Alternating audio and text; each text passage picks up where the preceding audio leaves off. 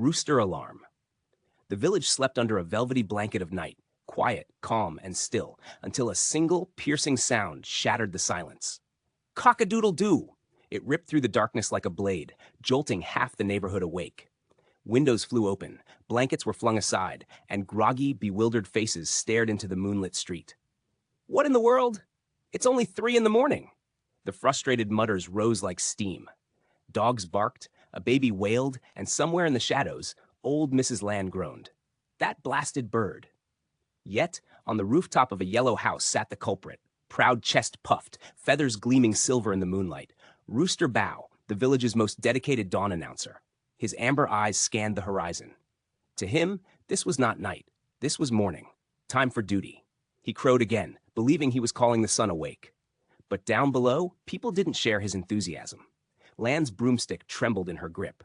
"Tomorrow," she hissed, "I'm marching over and plucking his feathers." Across the street, Bow's owner, poor Uncle Two, bolted upright, nearly falling out of bed. "Not again," he whispered, scrambling into slippers. He rushed outside just in time to see Bow gearing up. "Cock! Cock! Bow! Stop!" Two pleaded, arms flailing. "It's—" He eyed his own clock. "It's 3." Bow cocked his head. 3? Impossible. The rooster had been trained for years, crowing faithfully at dawn. He wasn't mistaken. But then, a small flicker caught his eye. A window across the courtyard lit up, revealing the nearest clue. Neighbor Bao Min's giant wall clock, glowing brightly through the curtains. It read 5:02 a.m., sunrise time. Bao the rooster trusted Min's clock more than anything. After all, Min was the village's timekeeper, the man who fixed watches, wound town bells, and reminded everyone of appointments. If Min's clock said it was morning, then it must be true. So Bao crowed louder. Another ripple of complaints echoed across the homes. The next day, chaos marched to Min's front door.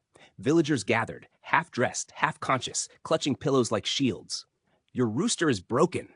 "No, your clock is broken." Min blinked, bewildered. He stepped aside, letting the crowd storm in. His eyes darted to his clock. It ticked confidently, unaware it was the star of a revolt. Two held up his phone timer. 3 o'clock, not 5. Min squinted, muttered, then opened the glass face. Inside, dust, loosened dials, and gears slipping half a notch ahead. His pride faded into embarrassment. I must have wound it wrong." Bao strutted in behind them, feathers fluffed, searching for validation. Min knelt, patting his crest gently. "It wasn't your fault, little Harold. You were only answering when you were called." The villagers exhaled, their frustration melting into chuckles. Someone laughed and said, "Even the rooster knows better than our clockmaker." That evening, as dusk dipped into blue, Min rewound his clock, carefully this time, matching it to the true time.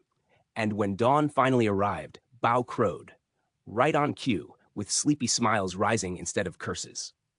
Sometimes the loudest disruption isn't arrogance, but misplaced trust. And the wisest lesson may come from the smallest creature simply doing its job. If you enjoyed this story, don't forget to like, share, and subscribe to help the channel grow.